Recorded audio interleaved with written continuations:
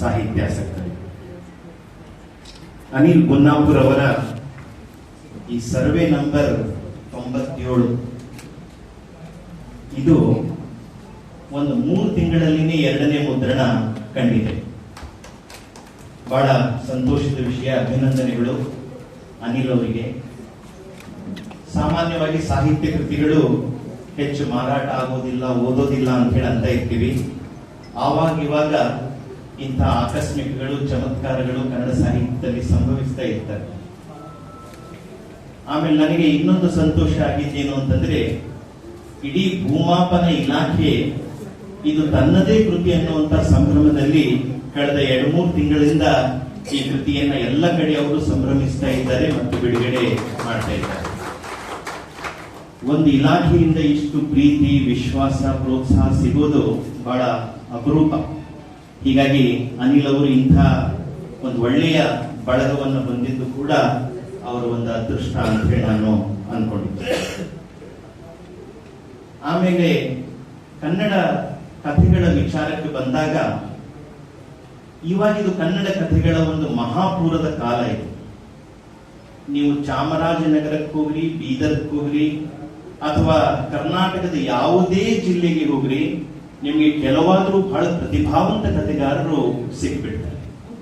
ಹೀಗಾಗಿ ಬಹಳ ದೊಡ್ಡ ಪ್ರಮಾಣದಲ್ಲಿ ಕಥೆಗಳನ್ನ ರಚಿಸುವವರ ಒಂದು ಗುಂಪು ಕನ್ನಡ ಸಾಹಿತ್ಯದಲ್ಲಿ ಕಳೆದ ಒಂದು 8-10 ವರ್ಷಗಳಲ್ಲಿ ನಮಗೆ ಕಂಡು ಬರ್ತಾ ಇದೆ. ಆಮೇಲೆ ಇನ್ನೊಂದು ವಿಶೇಷ ಏನು ಅಂತಂದ್ರೆ, ಬಹಳ ಬೇರೆ ಬೇರೆ ಕ್ಷೇತ್ರಗಳಲ್ಲಿ ಕೆಲಸ ಮಾಡುವವರು ಕನ್ನಡ ಕಥಾಲೋಕಕ್ಕೆ ಬರ್ತಾ ಇದ್ದಾರೆ. ಈಗ ಕನ್ನಡ ಕಥಾ ರಚನೆ ಅಂತಂದ್ರೆ ಅದು MA ಕನ್ನಡ ಮಾಡಿದವರು, MA ಇಂಗ್ಲಿಷ್ ಮಾಡಿದವರ ಕೆಲಸ ಅಷ್ಟೇ ಆಗಿ ಉಳಿದಿಲ್ಲ. ಈಗ ನೋಡಿ, ಅವರು ಭೂಮಾಪನ ಇಲಾಖೆಯಲ್ಲಿ ಕೆಲಸ ಮಾಡ್ತಾರೆ. ಕಪಿಲ್ ಎಕನಾಮಿಕ್ಸ್ ಓದ್ತಾ ಇದ್ದಾನೆ. ಮಂಜು ನಾಯಕ್ ಚಳ್ಳೂರು ಜರ್ನಲಿಸಂ ಓದ್ತಾ ಇದ್ದಾನೆ. ಮುದಿರಾಜ್ ಬಾಣದು ಒಂದು ಅಂಚೆ ಇಲಾಖೆಯಲ್ಲಿ ಕೆಲಸ ಮಾಡ್ತಾ ಇದ್ದಾನೆ. ಆಮೇಲೆ ನೀವು ಯಾರೇ ಪೂರ್ಣಿಮಾ ಮಾಳಿಗೆ ಮನಿ ಯಾವುದೋ ಒಂದು HEL ಕಂಪನಿಯಲ್ಲಿ ಅವರು ಕೆಲಸ ಮಾಡ್ತಾ ಇದ್ದಾರೆ, ಯಾರೋ ಕಾರ್ಪೊರೇಟ್ ಕಂಪನಿಯಲ್ಲಿ ಕೆಲಸ ಮಾಡ್ತಾ ಇದ್ದಾರೆ. ಹೀಗೆ ಎಂದೂ ಕನ್ನಡ ಸಾಹಿತ್ಯದಲ್ಲಿ ಕಾಣದಂತ ಬೇರೆ ಬೇರೆ ಕ್ಷೇತ್ರಗಳ ಅನುಭವಗಳು ಇವತ್ತು ಕನ್ನಡ ಸಾಹಿತ್ಯಕ್ಕೆ ಬರ್ತಾ ಇದ್ದಾರೆ. ಇದು ಕನ್ನಡ ಸಾಹಿತ್ಯದ ಅನುಭವ ಲೋಕವನ್ನ ವಿಸ್ತಾರ ಮಾಡಿದೆ. ಕನ್ನಡ ಕಥೆಗಳ ಭಾಷೆಯನ್ನು ಹಿಗ್ಗಿಸಿದೆ. ಕನ್ನಡ ಕಥೆಗಳ ಒಂದು ನುಡಿಗಟ್ಟೇನಿದೆ, ಆ ನುಡಿಗಟ್ಟನ್ನು ಕೂಡ ಇದು ಬದಲಾಯಿಸಿದೆ. ಇದು ಬಹಳ ಮುಖ್ಯವಾದಂತಹ ಒಂದು ಸಂಗತಿ. ಯಾಕೆ ಅಂತಂದ್ರೆ, ಕೇವಲ ಕೆಲವೇ ವಲಯಗಳಿಂದ ಕಥೆಗಾರರು ಅಥವಾ ಕಥೆಗಾರ್ತಿಯರು ಬಂದ್ರೆ ಅಷ್ಟರ ಮಟ್ಟಿಗೆ ಕಥಾಲೋಕ ಬಹಳ ಸೀಮಿತಗೊಳ್ಳುತ್ತದೆ ಮತ್ತು ಸಂಕುಚಿತಗೊಳ್ಳುತ್ತದೆ.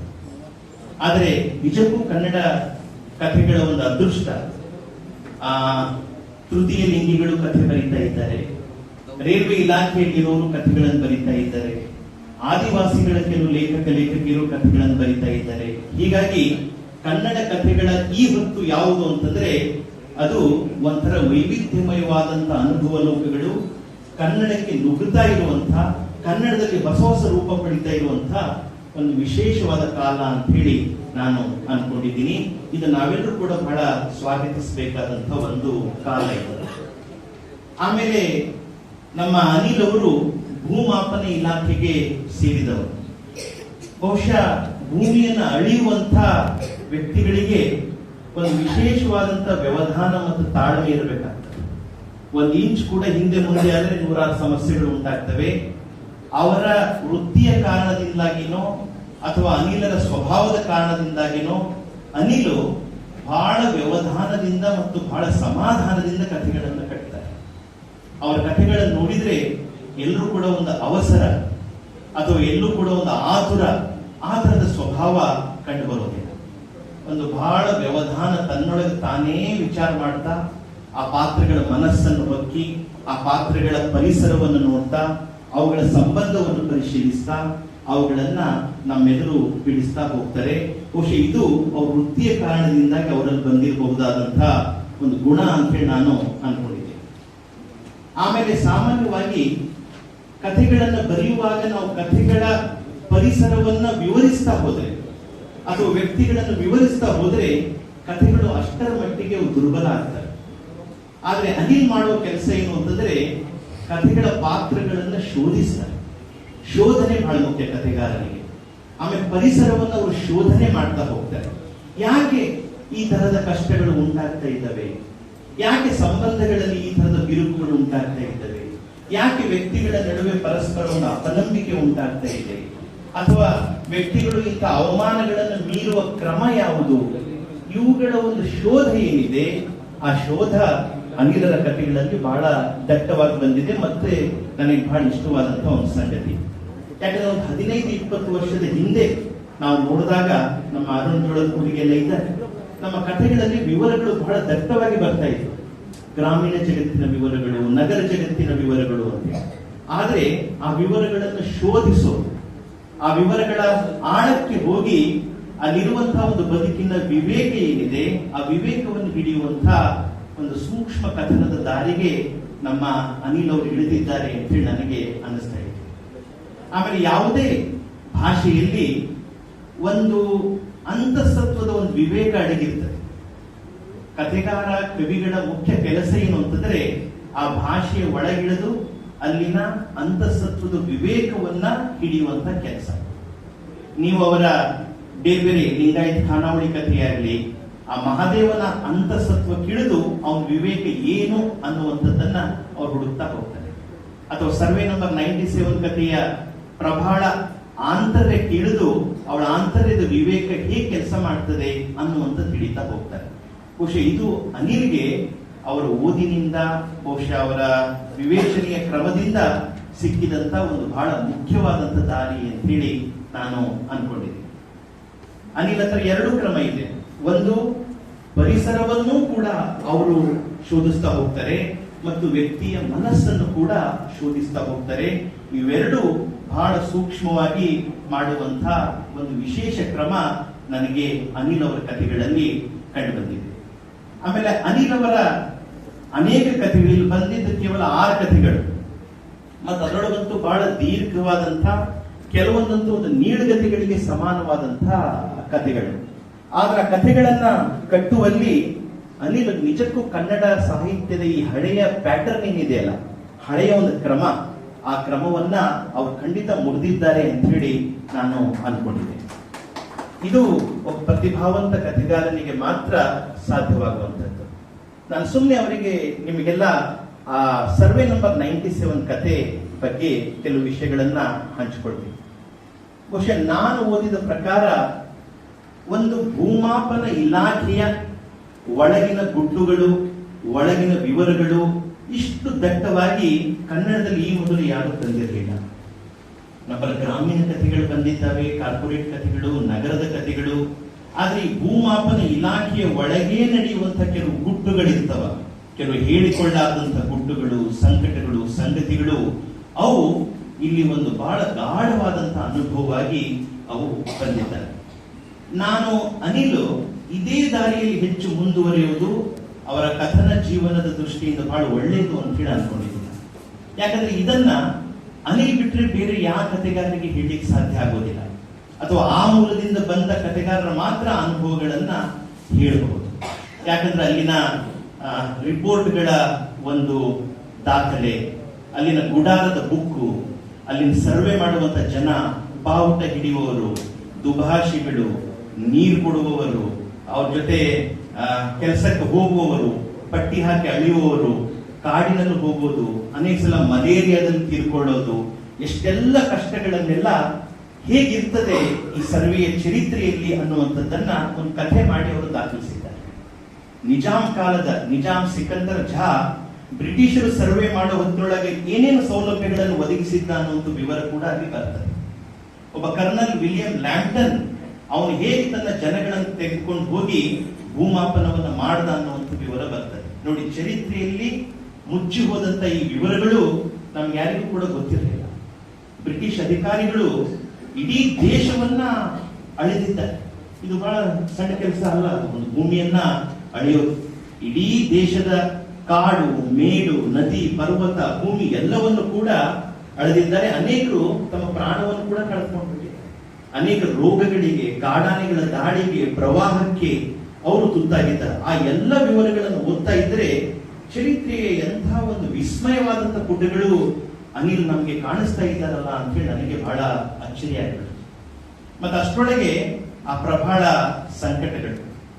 ಆಮೇಲೆ ಲ್ಯಾಂಟನ್ ಅನ್ನುವಂಥ ಒಬ್ಬ ವ್ಯಕ್ತಿ ನೋಡಿ, ಅವನಿಗ ಹೆಸರು ಹೇಗೆ ಬಂತು ಅಂತಂದ್ರೆ, ಭೂಮಾಪನ ಇಲಾಖೆಯಲ್ಲಿ ಕೆಲಸ ಮಾಡ್ತಾ ಇದ್ದಂತ ಕರ್ನಲ್ ವಿಲಿಯಂ ಲ್ಯಾಂಟನ್ ಅವನ ದಕ್ಷತೆ ಪ್ರಾಮಾಣಿಕತೆ ನೋಡಿ ಆ ಹಳ್ಳಿಯ ಒಬ್ಬ ಮನುಷ್ಯ, ಆ ಕರ್ನಲ್ ಜೊತೆ ಕೆಲಸ ಮಾಡಿದಂತ ಒಬ್ಬ ಮನುಷ್ಯ ತನ್ನ ಮಗನಿಗೆ ಆ ಬ್ರಿಟಿಷ್ ಅಧಿಕಾರಿಯ ಹೆಸರಿಟ್ಟು ಬಿಡ್ತಾನೆ, ಲ್ಯಾಂಟನ್ ಅಂತ ಹೇಳಿ. ನಮ್ಮಲ್ಲಿ ಅನೇಕ ಹೆಸರು ಥಾಮಸ್ ಮನ್ರೋ ಅಂತ ಹೇಳಿ ಇಟ್ಟಿದ್ದು ಆ ಉದಾಹರಣೆಯನ್ನು ನಾವು ಕುಂಬಿಯವರ ಕಥೆಗಳಲ್ಲಿ ನೋಡಿದ್ದೀವಿ. ಅದು ಲ್ಯಾಂಟನ್ ಹೆಸರು ಇಟ್ಟು ಬಿಡ್ತಾರೆ. ಆದ್ರೆ ಕೊನೆಗೆ ನಿಧಿ ಕಳ್ಳರ ದುರಾಸೆಯಿಂದಾಗಿ ಆ ಲ್ಯಾಂಟನ್ ನ ಕೊಲೆ ಆಗ್ಬಿಡ್ತದೆ. ಆ ಕೊಲೆಯಲ್ಲಿ ಭೂಮಾಪನ ಇಲಾಖೆಯ ಒಬ್ಬ ಅಧಿಕಾರಿಯ ಕೈವಾಡ ಕೂಡ ಇರ್ತದೆ. ಅಲ್ಲೇ ಪ್ರಭಾ ಅಂತ ಆತ್ಮವಿಮರ್ಶೆ ಪಾಪ ಪ್ರಜ್ಞೆಯಲ್ಲಿ ನರಳಾಡುವಂತಹ ವ್ಯಕ್ತಿ, ನಿಧಿ ಆಸೆಗೆ ದುರಾಸೆ ಪಡುವಂತಹ ಒಬ್ಬ ಅಧಿಕಾರಿ, ಮತ್ತು ಇಡೀ ಹೈದರಾಬಾದ್ ನಿಜಾಮನ ಕಾಲಕ್ಕೆ ನಡೆದಂತಹ ಸರ್ವೆಯ ವಿವರಗಳು ಅವೆಲ್ಲ ಕೂಡ ಬಹಳ ದಟ್ಟವಾಗಿ ಬಹಳ ಗಾಢವಾಗಿ ಈ ಕಥಾ ಸಂಕಲನದಲ್ಲಿ ಮತ್ತು ವಿಶೇಷವಾಗಿ ಕಥೆಯಲ್ಲಿ ಬಂದಿದೆ. ಸಾಮಾನ್ಯವಾಗಿ ಕಥೆಗಾರನ ಕೆಲಸ ಏನು ಅಂತಂದ್ರೆ, ನಮಗೆ ಸಿಕ್ಕಂತ ಜೀವನಾನುಭವವನ್ನ ಕಲಾನುಭವವನ್ನಾಗಿ ಪರಿವರ್ತಿಸುವ. ಹಾಗೆ ಕಲೆಯ ಅನುಭವವನ್ನಾಗಿ ಪರಿವರ್ತಿಸುವಾಗ ಯಾವ ತರಹದ ಭಾಷೆಯನ್ನು ಬಳಸಬೇಕು, ಯಾವ ತರಹದ ನಿರೂಪಣೆಯನ್ನು ಬಳಸಬೇಕು, ಪಾತ್ರಗಳ ವ್ಯಕ್ತಿತ್ವವನ್ನು ಎಷ್ಟು ವಿಸ್ತಾರ ಮಾಡಬೇಕು, ಎಷ್ಟು ಸೂಕ್ಷ್ಮವಾಗಿ ಅವು ಆತ್ಮಾವಲೋಕನೆಗೆ ಇಳಿಯುವ ಹಾಗೆ ಮಾಡಬೇಕು, ಇದೆಲ್ಲ ಕಥೆಗಾರ ತನ್ನ ಏಕಾಂತದಲ್ಲಿ ನಡೆಸ್ತಾ ಇರಬೇಕಾದಂತಹ ಒಂದು ಶಿಸ್ತು. ಬಹುಶಃ ಆ ಶಿಸ್ತು ಅನಿಲ್ಗೆ ಇದೆ ಅಂತ ಹೇಳಿ ಅನ್ನಿಸ್ತದೆ.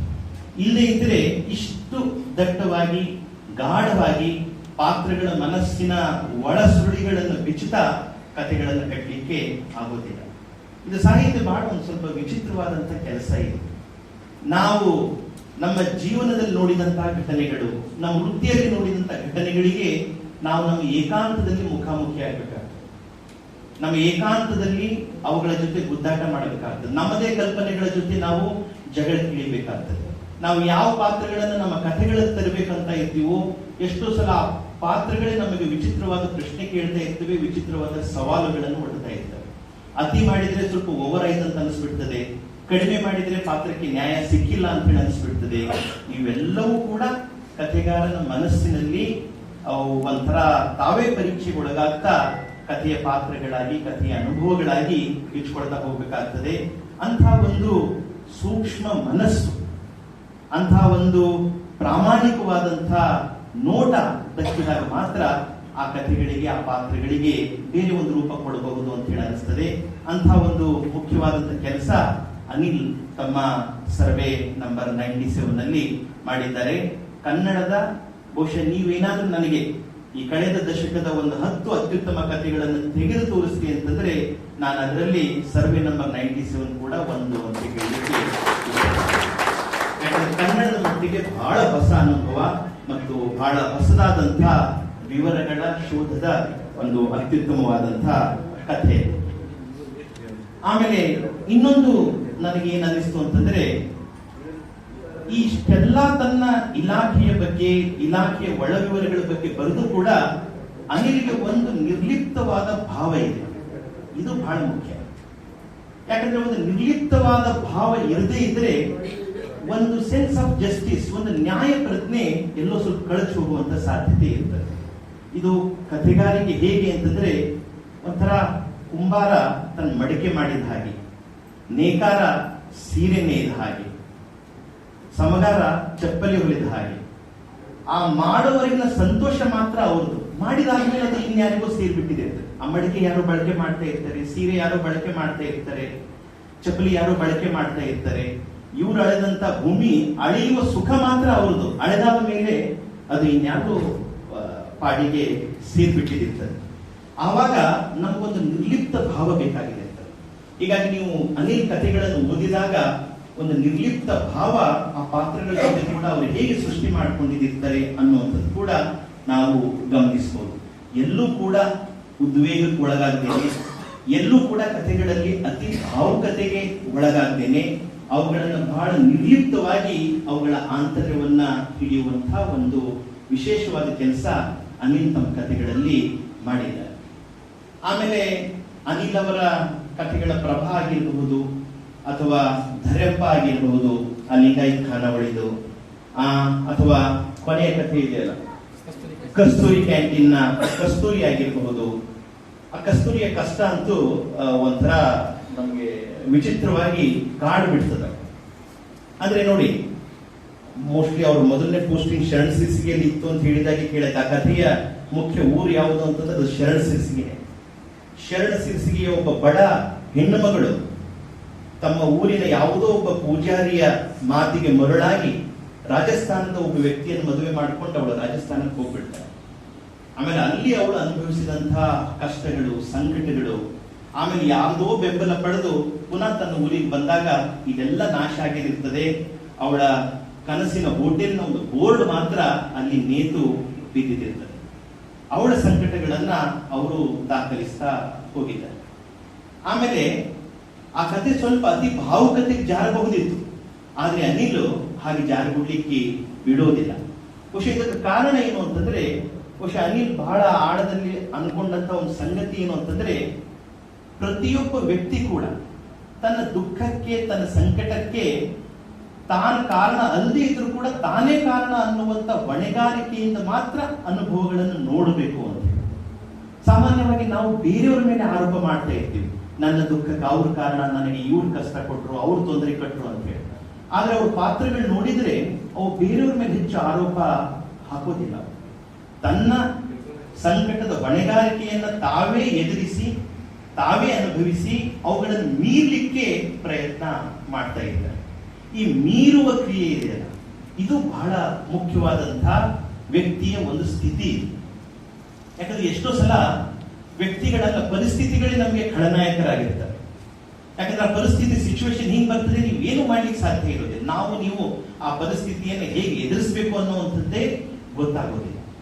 ಅವರ ಆತ್ಮಸಾಕ್ಷಿಯ ಕಥೆಗಳ ವೀರಪ್ಪನ ಪರಿಸ್ಥಿತಿ ಕೂಡ ಅದನ್ನೇ. ಅವನಿಗೆ ರೊಕ್ಕ ತಗೊಳ್ಳೋದು ಎಷ್ಟು ಇಷ್ಟ ಇಲ್ಲ, ಲಂಚ ತಗೊಳ್ಳೋದು ಎಷ್ಟು ಇಷ್ಟ ಇಲ್ಲ, ಆದ್ರೆ ಯಾರೋ ಬಂದು ಒಂದು 2,000 ಅವನ ಜೇಬಿನಲ್ಲಿ ತುರುಕು ಬಿಡ್ತಾರೆ. ಅವನ 2,000 ರೂಪಾಯಿಗೆ ಇಡೀ 1 ವರ್ಷ 2 ವರ್ಷ ಒದ್ದಾಡ್ತಾ ಇರ್ತಾನೆ. ನಾನಂತ ಅಧಿಕಾರಿ ಅಲ್ಲ, ಅದ್ರ ದುಡ್ಡು ತಗೊಂಡ್ಬಿಟ್ಟೆ, ಅಂತ ಕೆಲಸ ನಾನು ಮಾಡೋನಲ್ಲ, ಅದನ್ನ ನಾನು ದುಡ್ಡು ತಗೊಂಡ್ಬಿಟ್ಟೆ. ಈ ತರದ ಒಂದು ತೊಳಲಾಟ ಅನಿಲ್ ಅನೇಕ ಪಾತ್ರಗಳಲ್ಲಿ ಈ ತರದ ತೊಳಲಾಟ ಬರ್ತಾ ಇರ್ತಾರೆ. ಆ ಹೋಟೆಲ್ ಮಾಲೀಕ ಕೂಡ ನಾನು ಮಾದೇವನಿಗೆ ತೊಂದರೆ ಕೊಟ್ಟನೇನೋ ಅಂತೇಳಿ ಅವನು ತೊಳಲಾಟ ಪಡ್ತಾ ಇರ್ತಾನೆ. ಆಮೇಲೆ ಪ್ರಭಾ ಕೂಡ ನಾನು ಲ್ಯಾಂಪ್ಟನ್ಗೆ ಸರಿಯಾದ ನ್ಯಾಯ ಕೊಡ್ತಾ ಇಲ್ಲ ಏನೋ ಅಂತೇಳಿ ಅವಳು ಕೂಡ ತೊಳಲಾಟ ಪಡ್ತಾ ಇರ್ತಾಳೆ. ಅಂದ್ರೆ ಇಂಥ ಪರಿಸ್ಥಿತಿಯನ್ನು ಮೀರೋದು ಹೇಗೆ ಅನ್ನುವಂಥ ಒಂದು ದೊಡ್ಡ ಪ್ರಶ್ನೆ ಅನಿಲ್ ನಮ್ಮೆದುರು ಇಟ್ಟಿದ್ದಾರೆ. ನಮಗೆ ಕಷ್ಟ ಇದೆ, ಪ್ರಲೋಭನೆ ಇದೆ, ಸಂಕಟಗಳಿದ್ದಾವೆ, ಅನೇಕ ಸವಾಲುಗಳಿದ್ದಾವೆ. ಆದ್ರೆ ಈ ಸವಾಲು ಸಂಕಟಗಳನ್ನು ವ್ಯಕ್ತಿಗಳು ಮೀರೋದು ಹೇಗೆ? ಇದು ಅನಿಲ್ ಅವರ ಕಥೆಗಳು ನಮ್ಮ ಎದುರು ಇಡ್ತಾ ಇರುವಂತಹ ಒಂದು ದೊಡ್ಡ ಪ್ರಶ್ನೆ ಅಂತ ಹೇಳಿ ನಾನು ಭಾವಿಸಿಕೊಂಡಿದ್ದೆ. ನಮ್ಮ ಎದುರು ಉಂಟಾಗುವಂತಹ ಪರಿಸ್ಥಿತಿಗಳನ್ನು ಎದುರಿಸುವುದು ಹೇಗೆ? ನಮ್ಮೆದುರಿನ ಇಕ್ಕಟ್ಟುಗಳನ್ನು, ನಮ್ಮೆದುರಿನ ತಲ್ಲಣಗಳನ್ನು ಮನುಷ್ಯರು ಎದುರುಗೊಳ್ಳುವ ಬಗೆ ಯಾವುದದು ಅನ್ನುವಂಥ ಒಂದು ಪ್ರಶ್ನೆ, ಒಂದು ತಳಮಳ ಅದು ಅನಿಲ್ ಅವರಿಗೆ ಬಹಳ ದಟ್ಟವಾಗಿ ಕಾಡಿದೆ. ಹೀಗಾಗಿ ಅನೇಕ ಕಥೆಗಳಲ್ಲಿ ಆ ಸಂಗತಿಗಳು ಮತ್ತೆ ಬರ್ತಾ ಹೋಗ್ತವೆ. ಆಮೇಲೆ ಬಹಳ ಮುಖ್ಯ ಅಂತಂದ್ರೆ ಅವರಿಗೆ ಸಂಬಂಧಗಳ ಒಂದು ಸಂಕೀರ್ಣ ಸ್ಥಿತಿಯನ್ನು ಕೂಡ ಅವರು ಪರಿಶೀಲಿಸ್ತಾ ಹೋಗ್ತಾರೆ. ಆಮೇಲೆ ಎಷ್ಟೋ ಸಲ ನಾವು ಎಷ್ಟೇ ಓದಿದ್ರು, ಎಷ್ಟೇ ದೊಡ್ಡ ದೊಡ್ಡ ಪದವಿಗಳನ್ನು ತಗೊಂಡ್ರು, ಎಷ್ಟೋ ದೊಡ್ಡ ಅಧಿಕಾರದಲ್ಲಿದ್ರು ಕೂಡ ನಮಗ್ ಬೇಕಾದಂತ ಒಂದು ಬದುಕಿನ ಪಾಠ ಯಾವುದೋ ಒಂದು ಸಣ್ಣ ಸಂಗತಿಯಿಂದ ಸಿಗ್ತದೆ. ಆ ಆತ್ಮಸಾಕ್ಷಿಯ ವೀರಪ್ಪ ಅವನು ತನ್ನ ಹೆಂಡತಿಯ ಕಿರಿಕಿರಿ ಎಲ್ಲ ನೋಡಿ ಇನ್ನೇನು ಡೈವರ್ಸ್ ಕೊಟ್ಟು ನಾನು ಸುಮ್ಮನೆ ನೆಮ್ಮದಿಯಾಗಿರ್ಬೇಕು ಅಂತ ಅಂದ್ಕೊಂಡವನು ಬಡ ಕುಟುಂಬದ ಒಂದು ಸೌಹಾರ್ದವಾದಂತಹ ಸಖ್ಯ ನೋಡಿ ಅಷ್ಟೆಲ್ಲ ಕಷ್ಟಗಳ ನಡುನು ಆ ಗಂಡ, ಹೆಂಡತಿ, ಮಕ್ಕಳು ಸಂಭ್ರಮದಿಂದ ಬಜ್ಜಿ ಹಾಕಿ ಬದುಕ್ತಾ ಇರುವಂತ ಕ್ರಮ ನೋಡಿ ಅವನಿಗೆ ತನ್ನ ಬಗ್ಗೆನೇ ಒಂದು ನಾಚಿಕೆ ಆಗ್ಬಿಡ್ತದೆ. ತನ್ನ ಜೀವನ ದೃಷ್ಟಿಕೋನಗಳ ಬಗ್ಗೆನೇ ಒಂದು ಲಜ್ಜೆ ಉಂಟಾಗ್ಬಿಡ್ತದೆ. ಹೀಗಾಗಿ ಅವನು ಡೈವರ್ಸ್ ಕೊಡುವ ನಿರ್ಧಾರವನ್ನ ತಿರಸ್ಕರಿಸಿ ಆ ಪತ್ರವನ್ನ ಹರಿದಾಕ್ಬಿಡ್ತಾರೆ. ಇದು ಅವರ ಕಥೆಗಳಲ್ಲಿರುವಂತಹ ಇನ್ನೊಂದು ಮುಖ್ಯ ಗುಣ ಏನು ಅಂತಂದ್ರೆ, ವ್ಯಕ್ತಿಗಳು ಆವಾಗ ತಮ್ಮ ತಮ್ಮ ನಿರ್ಧಾರ, ತಮ್ಮ ಮನಸ್ಸು, ತಮ್ಮ ತಮ್ಮ ನಿಲುವುಗಳ ಬಗ್ಗೆ ಸ್ವಲ್ಪ ಲಜ್ಜೆಗೊಳ್ಬೇಕು. ಆವಾಗ ಆತ್ಮಾವಲೋಕನ ಮಾಡಿಕೊಂಡು ಸ್ವಲ್ಪ ನಾಚಿಕೆ ಪಟ್ಕೊಳ್ಬೇಕು. ನಮ್ಮ ಜೀವನ ಕ್ರಮಗಳ ಬಗ್ಗೆ ನಾವೇ ಲಜ್ಜೆ ಪಡೆದೇ ಇದ್ರೆ ನಮ್ಮ ಸೂಕ್ಷ್ಮತೆ, ನಮ್ಮ ಮನಸ್ಸು, ನಮ್ಮ ಅಂತಃಸಾಕ್ಷಿ ಎಲ್ಲೋ ಸತ್ತು ಹೋಗಿದೆ ಅಂತ ಹೇಳ. ಹೀಗಾಗಿ ಆ ಲಜ್ಜೆ ಪಡುವಂತಹ ಕ್ಷಣಗಳು ಕಥೆಗಳಲ್ಲಿ ಸೃಷ್ಟಿ ಮಾಡೋದು ಬಹಳ ಕಷ್ಟ. ಹೀಗಾಗಿ ಅನಿಲ್ ತಮ್ಮ ಕಥೆಗಳಲ್ಲಿ ಪೀರಪ್ಪನ ಲಜ್ಜೆಯ ಮೂಲಕ, ಆ ಪ್ರಭಾಳ ಲಜ್ಜೆಯ ಮೂಲಕ, ಆಮೇಲೆ ಈ ಲಿಂಗಾಯತ್ ಖಾನಾವಳಿಯ ಮಾಲೀಕನ ಲಜ್ಜೆಯ ಮೂಲಕ ಮನುಷ್ಯರ ಒಳಗೆ ಇರಬಹುದಾದಂತಹ ಈ ಸಣ್ಣತನವನ್ನು ಮೀರುವ ಕ್ರಮ ಕೂಡ ಹುಡುಕ್ಲಿಕ್ಕೆ ಅವರು ಗಂಭೀರವಾಗಿ ಪ್ರಯತ್ನ ಮಾಡ್ತಾ ಇದ್ದಾರೆ ಅಂತ ಹೇಳಿ ನನಗೆ ಅನಿಸ್ತದೆ. ಬಹುಶಃ ಇದನ್ನು ಇನ್ನೊಂದು ಮಾತಿನಲ್ಲಿ ಹೇಳಬೇಕು ಅಂತಂದ್ರೆ, ಅನಿಲ್ ಇವೆರಡು ಮುಖಾಮುಖಿ ಮಾಡ್ತಾ ಇರ್ತಾರೆ. ಭೌತಿಕ ಶ್ರೀಮಂತಿಕೆನೋ ಆಂತರ್ಯದ ಶ್ರೀಮಂತಿಕೆ, ಯಾವುದು ಬೇಕು ಮನುಷ್ಯನಿಗೆ? ಭೌತಿಕ ಶ್ರೀಮಂತಿಕೆ ನಮ್ಮನ್ನು ಎಲ್ಲಿ ಒಯ್ಯಬಹುದು, ಅಥವಾ ಆಂತರ್ಯದ ಶ್ರೀಮಂತಿಕೆ ನಮ್ಮನ್ನು ಎಲ್ಲಿ ಒಯ್ಯಬಹುದು? ನಾವೆಲ್ಲ ಭೌತಿಕವಾಗಿ ಬಹಳ ಶ್ರೀಮಂತರು, ಆದರೆ ಆಂತರ್ಯದಿಂದ ಬಹಳ ಬಡವರು. ಆದರೆ ಅನೇಕರು ಆಂತರ್ಯದಿಂದ ಬಹಳ ಶ್ರೀಮಂತರು, ಅವರು ಭೌತಿಕವಾಗಿ ಬಡವರೇ ಇರಬಹುದು, ಆದರೆ ಆಂತರ್ಯದಿಂದ ಬಹಳ ಶ್ರೀಮಂತರು. ಅಂದ್ರೆ ಅವರ ಸರಳತೆ, ಅವರ ಸಹಜತೆ, ಮುಖ್ಯವಾಗಿ ಅವರ ಮುಗ್ಧತೆ, ಇನ್ನೋಸೆನ್ಸಿ, ಅದು ಹೆಂಗೆ ಅವರ ಬದುಕಿನ ಕ್ರಮಗಳನ್ನ, ದೃಷ್ಟಿಕೋನಗಳನ್ನ ರೂಪಿಸ್ತಾ ಇರ್ತದೆ ಅನ್ನುವಂಥದ್ದನ್ನ ಅನಿಲ್ ಅವರು ಹೇಳ್ತಾ ಇದ್ದಾರೆ. ನೋಡಿ, ಬಹುಶಃ ಅನಿಲ್ ಅವರ ಗ್ರಾಮದ ಪರಿಸರನೋ ಅಥವಾ ಅವರ ಕೌಟುಂಬಿಕ ಪರಿಸರನೋ, ಅವರ ಓದಿನ ತಿಳುವಳಿಕೆಯ ಕ್ರಮವೋ ಬದುಕನ್ನ ಒಂಥರ ಬೇರೆ ತರ ನೋಡುವ ಹಾಗೆ ಅವರನ್ನ ಒತ್ತಾಯಿಸಿದ್ದಾರೆ. ಆಮೇಲೆ ಅವರ ಈ ಸರ್ವೆ ನಂಬರ್ 97 ಕಥೆ ಓದಿದಾಗಂತೂ ನನಗೆ ಪೂರ್ಣಚಂದ್ ತೇಜಸ್ವಿ ಅವರ ಕೆಲವು ಕಥೆಗಳೇ ನೆನಪಾಗುತ್ತೆ. ಯಾಕಂದ್ರೆ ಪೂರ್ಣಚಂದ್ ತೇಜಸ್ವಿ ಅವರ ಆ ನಿಗೂಢ ಮನುಷ್ಯರು, ಆ ಕರವಾಲು ಒಂದು ಬಹಳ ವಿಚಿತ್ರವಾದಂತಹ ಹುಡುಕಾಟ ಇರ್ತದ. ಆಮೇಲೆ ಕಥೆಗಾರನ ಶಕ್ತಿ ಅಂದ್ರೆ ಇದೆ, ಏನು ಅಂತಂದ್ರೆ ಕಥೆಗಾರ ಮುಂದಿನ ಸಾಲು ಏನು ಬರೀತಾನೆ ಅನ್ನುವಂಥದ್ದು ಕಥೆಗಾರನಿಗೂ ಗೊತ್ತಿರಬಾರ್ದು, ಓದುಗರಿಗೂ ಗೊತ್ತಿರಬಾರ್ದು. ಅನಿಲ್ ಮುಂದಿನ ಕಾಲ ಇದೇ ಬರೀತಾರೆ ಅಂತ ನಮಗೆ ಅನಿಸಿದ್ರೆ ನಮಗೆ ಅವರ ಕಥೆಗಳ ಬಗೆಗಿನ ಕುತೂಹಲ ಹೋಗ್ಬಿಡ್ತದೆ. ಆದರೆ ಅನಿಲ್ ಎಂಥ ಕಥೆಗಳನ್ನು ಬರೀತಾರೆ ಅಂತಂದ್ರೆ ನಾವು ನಿರೀಕ್ಷೆ ಕೂಡ ಮಾಡ್ಲಿಕ್ಕಾಗೋದಿಲ್ಲ. ಈಗ ಬೇರೆ ಬೇರೆ ದಿಕ್ಕಿನ ಕಡೆಗೆ ನಮ್ಮ ಕಥೆಗಳು ತೆಗೆದುಕೊಂಡು ಹೋಗ್ತಾರೆ. ಆ ಕಸ್ತೂರಿ ಇಲ್ಲಿಂದ ರಾಜಸ್ಥಾನದ ಯಾವುದೋ ಒಂದು ಹಳ್ಳಿಗೆ ಹೋಗ್ತಾಳೆ ಅನ್ನುವಂಥದ್ದೇ ನಮಗೆ ಗೊತ್ತಿರಲಿಲ್ಲ. ಆಮೇಲೆ ಅವಳು ತಿರುಗಿ ವಾಪಸ್ ಬರ್ಲಿಕ್ಕೆ ಸಾಧ್ಯವೇ ಇಲ್ಲ ಅನ್ನುವಂಥ ಸ್ಥಿತಿಯಲ್ಲಿ ಅವಳು ಯಾವ್ಯಾವ್ದು ಲಾರಿಗಳನ್ನು ಹತ್ಕೊಂಡು ಅವಳು ವಾಪಸ್ಸು ಬಂದ್ಬಿಡ್ತಾಳೆ. ಆಮೇಲೆ ಆತ್ಮಸಾಕ್ಷಿಯ ಪೀರಪ್ಪನ ಸಂಸಾರ ಇನ್ನೇನು ಮುರಿದು ಹೋಯಿತು ಅನ್ನೋದ್ರೊಳಗೆ ಅದಕ್ಕೆ ಮತ್ತೆ ಬೇರೆ ಒಂದು ಶೇಪು, ಆಕಾರ ಬರ್ತಾ ಹೋಗ್ತಾ ಇರ್ತದೆ. ಇದು ಒಂಥರ ಕನ್ನಡದಲ್ಲಿ ತೇಜಸ್ವಿಯವರ ಒಂದು ಕಥನದ ಕ್ರಮ. ಇದು ಕನ್ನಡದಲ್ಲಿ ಯಾರಿಗೂ ಗೊತ್ತಿರಲಾರದಂತ ಲೋಕಗಳನ್ನ ಅವ್ರು ತೆಗೆದುಕೊಂಡು ಬಂದ್ರು. ಅಂತ ಒಂದು ಸಣ್ಣ ಪ್ರಭಾವ ನನಗೆ ಏನು ಕಂಡು ಬಂತು ಅಂತಂದ್ರೆ ಅನಿಲ್ ಅವರ ಈ ಕಥೆಗಳಲ್ಲಿ ಕಂಡು ಬಂತು. ಆಮೇಲೆ ಅನಿಲ್ ಅವರ ಇನ್ನೊಂದು ವಿಶೇಷವಾದಂತ ಕಥೆ ಯಾವುದು ಅಂತಂದ್ರೆ ಈ ಹಳದಿ ಬಣ್ಣದ ಹರಳಿನುಂಗುರ ಅಂತ. ಇದು ಸ್ವಲ್ಪ ಕನ್ನಡಕ್ಕೆ ಪರಿಚಿತವಾದಂತಹ ಲೋಕ. ಇದು ಈ ತರದ ಗ್ರಾಮೀಣ ಜಗತ್ತಿನಲ್ಲಿ ಸೇಡು, ಪ್ರತೀಕಾರ, ಕೊಲೆಗಳು, ತನ್ನ ಮಗ ಪುಟ್ಟಪ್ಪನನ್ನ ವೈದ್ಯನನ್ನಾಗಿ ಮಾಡಬೇಕಾಗ ಅನ್ನುವಂಥ ತಂದೆಯ ಕನಸು. ಆದರೆ ಶಿಕ್ಷಣಕ್ಕೆ ತೆಗೆದುಕೊಂಡಂತ ಪುಟ್ಟಪ್ಪ ಊರಿನ ಗೌಡನ ಏನು ತುಷ್ಟತೆ ಇದೆ ಅದನ್ನು ಬಯಲಿಗೆಳಿಲಿಕ್ಕೆ ಪ್ರಯತ್ನ ಮಾಡ್ತಾನೆ, ಅವನ ಕೊಲೆ ಆಗ್ಬಿಡ್ತಾನೆ. ಈ ತರಹದ ಒಂದು ಕತೆ ಅವರು ಬರೆದಿದ್ದಾರೆ. ಆಮೇಲೆ ಗೋಲ್ ಗುಂಬಜ್ ಎಕ್ಸ್ಪ್ರೆಸ್ ನಲ್ಲಿ ತನ್ನ ಗೆಳೆಯ ಒಬ್ಬನು ಮಂಗಳಮುಖಿ ಆದಾಗ ಅವನನ್ನ ಎದುರಿಸುವಾಗಿನ ಒಂದು ಸಂಕಟ ಏನಿದೆ, ಅವನನ್ನು ಎದುರಿಸುವಾಗಿನ ಒಂದು ತೊಳಲಾಟ ಏನಿದೆ, ಅದನ್ನ ಗೋಲ್ ಗುಂಬಜ್ ಎಕ್ಸ್ಪ್ರೆಸ್ ನಲ್ಲಿ ಅವರ ಕಥೆ ಮಾಡಿದ್ದಾರೆ. ತನ್ನ ಜೊತೆನೇ ಓದ್ತಾ ಇದ್ದಂತ ರಮೇಶ್ ಅನ್ನುವಂಥ ಒಬ್ಬ ಹುಡುಗ ಅವನು ಹುಡುಗಿಯಾಗಿ ಪರಿವರ್ತನೆ ಆದಂತ ಆ ಸ್ಥಿತಿ, ಅವುಗಳನ್ನ ಅವರು ಬರಿತಾ ಇದ್ದಾರೆ. ಹೀಗಾಗಿ ಎರಡು ಮಾರ್ಗಗಳಲ್ಲಿ ಅವರ ಕಥೆಗಳು ನಡೀತಾ ಇದೆ. ಒಂದು ಅವರ ಗ್ರಾಮೀಣ ಪರಿಸರ, ಇನ್ನೊಂದು ಅವರ ಭೂಮಾಪನ ಇಲಾಖೆ. ಆದರೆ ಆ ಭೂಮಾಪನ ಇಲಾಖೆಯ ಒಳ ವಿವರಗಳು ತಂದಾಗ್ಲೇನೆ ಅವರ ಕಥೆಗಳು ಹೆಚ್ಚು ಸಶಕ್ತ ಆಗ್ತಾ ಇದ್ದಾವೆ, ಹೆಚ್ಚು ವಿಭಿನ್ನ ಆಗ್ತಾ ಇದ್ದಾವೆ, ಮತ್ತು ಒಂದು ಹೊಸ ಲೋಕವನ್ನ ಕನ್ನಡದ ಮಟ್ಟಿಗೆ ಕಾಣಿಸ್ತಾ ಇದ್ದಾವೆ ಅಂತ ಹೇಳಿ ನಾನು ಅನ್ಕೊಂಡಿದ್ದೀನಿ. ಆಮೇಲೆ ತನ್ನದೇ ಆದಂತಹ ಒಂದು ವಿಶಿಷ್ಟ ಧ್ವನಿ, ಆ ಧ್ವನಿಯ ಹುಡುಕಾಟದಲ್ಲಿ ಅನಿಲ್ ಇದ್ದಾರೆ. ಅನಿಲ್ ಅವರಿಗೆ ಪೂರ್ಣ ಯಶಸ್ವಿ ಸಿಕ್ಕಿದೆ ಅಂತ ನಾನು ಹೇಳೋದಿಲ್ಲ, ಆದ್ರೆ ನಂದೇ ಆದಂತಹ ಒಂದು ಧ್ವನಿಯನ್ನ ನಾನು ಕನ್ನಡ ಕಥೆಗಳಲ್ಲಿ ತರಬೇಕು, ನನ್ನದೇ ಆದಂತಹ ಒಂದು ನಿರೂಪಣಾ ಶೈಲಿಯನ್ನ ಕನ್ನಡದ ಕಥೆಗಳಲ್ಲಿ ತರಬೇಕು ಅನ್ನುವಂಥ ಒಂದು ಉತ್ಸಾಹ ಮಾತ್ರ ಅನಿಲ್ ಅವರಲ್ಲಿ ಬಹಳ ದಟ್ಟವಾಗಿದೆ ಮತ್ತು ಒಂದೆರಡು ಕಥೆಗಳಲ್ಲಿ ಬಹಳ ಯಶಸ್ವಿ ಕೂಡ ಆಗಿದ್ದಾರೆ. ಆಮೇಲೆ ದೀರ್ಘ ಕಥೆಗಳನ್ನು ಬರೆಯೋದಿದೆಯಲ್ಲ, ಆ ದೀರ್ಘ ಕಥೆಗಳು ಬರೆದಾಗ ಕೂಡ ಭಾಷೆ ಸ್ವಲ್ಪ ಜಳಾಗಿ ಬಿಡ್ತದೆ.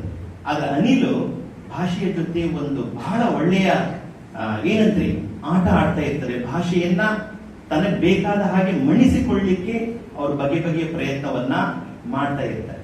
ಇದು ಬಹುಶಃ ಯಾಕೆ ಸಾಧ್ಯ ಆಗಿರ್ಬೋದು ಅಂತಂದ್ರೆ ಅನಿಲ್ ಅವರ ಓದು ಮತ್ತು ಒಂದು ವಿಶಿಷ್ಟವಾದಂತ ಗ್ರಹಿಕೆ. ನಾನು ಜಗತ್ತಿನ ಯಾವುದೋ ಶ್ರೇಷ್ಠ ಕಥೆಗಾರರಿಗೆ ಓದಿದಾಗ ಆ ಕಥೆಗಾರನ ಅಥವಾ ಕಥೆಗಾರ್ತಿಯ ನಿರೂಪಣೆಗಳು, ಕಥೆಗಾರನ ಭಾಷೆ, ಅವರ ಶೈಲಿ ನನಗೆ ಗೊತ್ತಿರಲಾರ್ದೇನೆ ನನ್ನ ಮನಸ್ಸಿನೊಳಗೆ ಬಂದು ಸೇರ್ತಾ ಹೋಗ್ತದೆ. ನಾನು ಟಾಲ್ಸ್ಟಾಯ್ಗೆ ಸ್ವಲ್ಪ ಬಹಳ ಹತ್ತಿರದಿಂದ ಓದ್ತೆ ಅಂತಂದ್ರೆ ನನ್ಗೆ ಗೊತ್ತಿರಲಾರ್ದೇನೆ ಟಾಲ್ಸ್ಟಾಯ್ನ ಕೆಲವು ಅಂಶಗಳು ಬಂದು ಸೇರ್ತವೆ. ಮಾರ್ಕ್ವೆಸ್ ಓದಿದ್ರೆ ಮಾರ್ಕ್ವೆಸ್ನ ಕೆಲವು ಅಂಶಗಳು ಬಂದು ಸೇರ್ತಾ ಹೋಗ್ತವೆ. ಅಥವಾ ನಾನು ಯು ಆರ್ ಅನಂತಮೂರ್ತಿ, ಲಂಕೇಶ್, ದೇವನೂರ್ ಮಹಾದೇವ್ರು ಓದಿದ್ರೆ ಅವ್ರ ಕಥೆಯ ಕೆಲವು ಅಂಶಗಳು ನನ್ನೊಳಗೆ ಸೇರ್ತಾ ಹೋಗ್ತವೆ. ಬಹುಶಃ ಅನಿಲ್ ಕನ್ನಡ ಸಾಹಿತ್ಯದ ಒಬ್ಬ ಗಂಭೀರ ಓದುಗ ಅನ್ನುವಂಥದ್ದು ಕೂಡ ಅವರ ಕಥೆಗಳನ್ನ ಗಮನಿಸಿದಾಗ ನಮಗೆ ಗೊತ್ತಾಗ್ತಾ ಹೋಗ್ತದೆ. ಹೀಗಾಗಿ ಬಹುಶಃ ಏನೇ ಮನುಷ್ಯರಿಗೆ ನಿರ್ಬಂಧಗಳಿದ್ರು, ಎಷ್ಟೇ ಅಡೆತಡೆಗಳಿದ್ರು ಕೂಡ ಈ ಬದುಕಿನ ಉತ್ಸಾಹ, ಈ ಬದುಕಿನ ಜೀವಂತಿಕೆಯನ್ನು ಹೇಗೆ ನಿರೂಪಿಸಬಹುದು ಅನ್ನೋದರ ಕಡೆ ಅನಿಲ್ ಬಹಳ ಮುಖ್ಯವಾಗಿ ತಮ್ಮ ಗಮನವನ್ನ ಅವರು ಕೇಂದ್ರೀಕರಿಸ್ತಾ ಇದ್ದಾರೆ. ಹೀಗಾಗಿ ಬಹಳ ಒಂಥರ ಸಂತೋಷ ಆಗ್ತದೆ. ಮೇಡಮ್ ಅವರು ನಮ್ಗಿಂತ ಹಿರಿಯ ಕಥೆಗಾರ್ತಿ, ನಾವೆಲ್ಲ ಒಂದ್ ಸ್ವಲ್ಪ 50ಕ್ಕೆ ಸಮೀಪ ಮಾಡ್ತಾ ಇದ್ದೀವಿ. ಆದರೆ ನೆಕ್ಸ್ಟ್ ಅನಿಲ್ ಅವರು ಕಬೀರ್ ಹುಮ್ನಾಬಾದೆ, ಮುದಿರಾಜ್ ಬಾಣದು, ಆಮೇಲೆ ಕಾವ್ಯ ಕಡಿಮೆ, ಬಹಳ ಜನ, ಶರಣಬಸವ ಹುಡುದಿನಿ, ಎಷ್ಟೆಲ್ಲ ಜನ ಬಹಳ ಬಗೆ ಬಗೆಯ ಹೊಸ ಕಥೆಗಳನ್ನ ತರ್ತಾ ಇದ್ದಾರೆ. ಇದು ನಮ್ಗೆಲ್ಲರೂ ಯಾಕೆ ನಾವು ಹೆಮ್ಮೆ ಪಡಬೇಕು, ಸಂತೋಷ ಪಡಬೇಕು ಅಂತಂದ್ರೆ ಇವರೇ ಕನ್ನಡ ಸಾಹಿತ್ಯ ಲೋಕದ ಭರವಸೆಗಳು. ಮತ್ತು ಕನ್ನಡ ಸಾಹಿತ್ಯ ಲೋಕ ಇಂಥ ಪ್ರತಿಭಾವಂತರಿಂದಲೇ ಅದು ವಿಸ್ತಾರಗೊಳ್ತಾ ಹೋಗ್ತದೆ. ಅವರಿಗೆ ಇದರಲ್ಲಿ ಏನೂ ನಿರೀಕ್ಷೆ ಇಲ್ಲ, ಆದ್ರೆ ಕೆಲವು ಅತ್ಯುತ್ತಮ ಅನುಭವಗಳನ್ನ, ಕೆಲವು ಅತ್ಯುತ್ತಮ ಕಲಾಕೃತಿಗಳನ್ನ ರೂಪಿಸಬೇಕು ಅನ್ನುವಂಥ ಒಂದು ಹಠ, ಒಂದು ತಳಮಳ ಮಾತ್ರ ಇದೆ. ಬಹುಶಃ ಅವರ ತಳಮಳ, ಅವರ ಸಂಕಟ, ಅವರ ಉತ್ಸಾಹ ಮುಂದುವರಿಯಲಿ ಮತ್ತು ಕನ್ನಡ ಸಾಹಿತ್ಯದ ಒಬ್ಬ ಮುಖ್ಯ ಕಥೆಗಾರರಾಗಿ ಅನಿಲ್ ಅವರು ಕಾಣಿಸಿಕೊಳ್ಳಿ ಅಂತೇಳಿ ಆಶಿಸಿ ನನ್ನ ಮಾತುಗಳನ್ನು ಮುಗಿಸ್ತೇನೆ. ನಮಸ್ಕಾರ.